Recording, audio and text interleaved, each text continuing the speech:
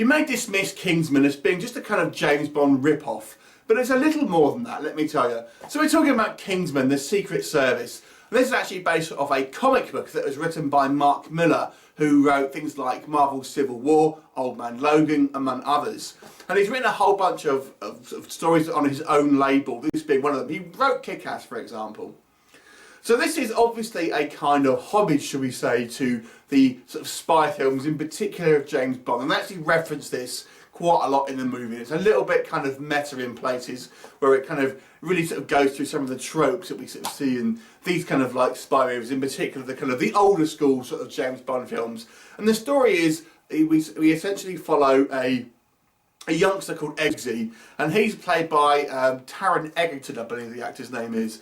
And essentially he's in England what we call a chav. In the rest of the world you might not know what that is. It's basically kind of a Ned, I guess you would call them, you know, whatever. There's probably different names for it in different countries. So it follows his character, and he's this basically a kind of lower class, petty criminal, shall we call him. And he's basically sort of taken on board this kind of secret organisation called the Kingsman, and he's kind of almost trained by this kind of senior member played by Colin Firth, who kind of takes him under his wing for kind of a reason that he feels like he owes him, so I won't sort of go into. And a lot of this movie is kind of a sort of a school, like an academy with these kind of various recruits trying to kind of prove themselves and kind of go through a variety of tests to get through to this kind of the final round to become, you know, a Kingsman agent. On top of that, we have this kind of this bad guy plot, so the bad guy played by Samuel L. Jackson with a kind of a nefarious plot to kind of take over the world, so to speak. And I guess the interesting thing here is that there's an argument for the bad guy's motives are, you could argue, is somewhat noble, but his execution of it is certainly not. But, you know, it makes, I guess, for a kind of a slightly grey-coloured villain, but not all that much, let me just tell you. And so really it's basically the induction of Eggsy, yes, Eggsy, into this kind of Kingsman sort of operation as he's sort of tutored by Colin Firth's character. And we meet all the other sort of Kingsman agents and such, and all the other recruits. And then obviously a kind of big action set piece in a kind of secret base, as you would do with these kind of like spy films. I don't want to give too much away, because I think this is one of those films where the less you know about the plot, it actually is going to be beneficial for you. I saw it with someone who really didn't want to go and see it, because they'd seen the trailer and they were like, oh, I don't really want to see it, that's not really my sort of thing. And they absolutely loved it when they came out of it. So I think this is one of those movies where the less you know, the more you'll get out of it. But there are certain things which I think may put some people off. So let me just kind of go into the negatives first of all. Let me talk about this is not maybe a criticism, but this may put some people off. It is quite a violent film. There's quite a lot of ultra violence here, shall we say.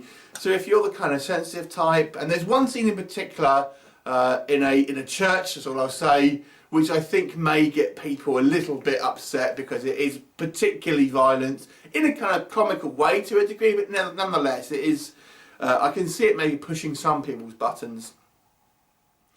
And also, if you were after a kind of a serious spy film, you know, Tinker Tailor Soldier Spy, that sort of thing, then this doesn't take itself too seriously. It is obviously kind of, you know, it's more sort of a homage to the kind of the 60s James Bond films, that sort of thing. So, you know, this is more Octopussy, basically. So, that kind of thing. Maybe not quite as far as Octopussy, but you get the idea. So that's not really a criticism, more just a kind of an explanation if you may like the tone of this film. But if that sounds okay to you, let me just go across to kind of the few negatives I had. A couple of minor ones first. The very opening scene of this film, I didn't really like. I thought the opening scene was quite poor. And it kind of sets up the motivations of certain characters, but I didn't really think it was played out all that well. Another relatively minor criticism is the CGI in this film sometimes I think is a little poor. In particular, the kind of the use of green screens. It's very, very obvious in certain shots, unfortunately. And in shots necessarily where you may think that they don't really have to have used a green screen in potentially some of these shots, but it does stick out a little bit, unfortunately. And I guess the only sort of more major criticism I have is Samuel L. Jackson's kind of bad guy character here, and they have a kind of joke about how he's just kind of like this you know, this megalomaniac, and you know, it's the sort of spy films are only as good as their villains and that sort of thing. But he just comes across as a little bit too cartoony and a little bit too over the top, unfortunately for me. So I thought his character could have been sort of toned down a little bit and maybe a little bit more sort of serious. And I think that would have made it a little bit more kind of dramatic. Because to be honest with you, he was a little bit of a joke. That's the negatives. Let's talk about the kind of positives. And I will say this, I'll go through the kind of the characters a little bit. So we finished with the bad guy, so let me talk about the bad guy. So we have Samuel Jackson as kind of the main bad guy. And I didn't like him, but this has got one of the best henchmen, whatever, best kind of secondary bad guy I've seen in a long time. You may have seen her in this poster, this kind of woman with these kind of blades on her feet, kind of like an amputee replaced by these kind of blades. Fantastic, really dynamic and fun to watch. All the rest of the characters, they're kind of on the good side as well. We've got Mark Strong, say Colin Firth, Michael Caine, like lots of kind of good British actors that I think you're going to sort of enjoy watching, and Taron Egerton as well. I actually think did a pretty decent job here as we kind of see him sort of progress. He's a really good arc in this story, and we sort of see him as this kind of like chavvy wide boy, and then we see him scenes where he's kind of trying to act very suave, and it shows the guy's acting talent, and he's got a great comedy timing, very good at the action scenes. Colin Firth, that was very common of me, wasn't it? Colin Firth, basically known for the more romantic roles in Bridget Jones, and he's Mr. Darcy, of course.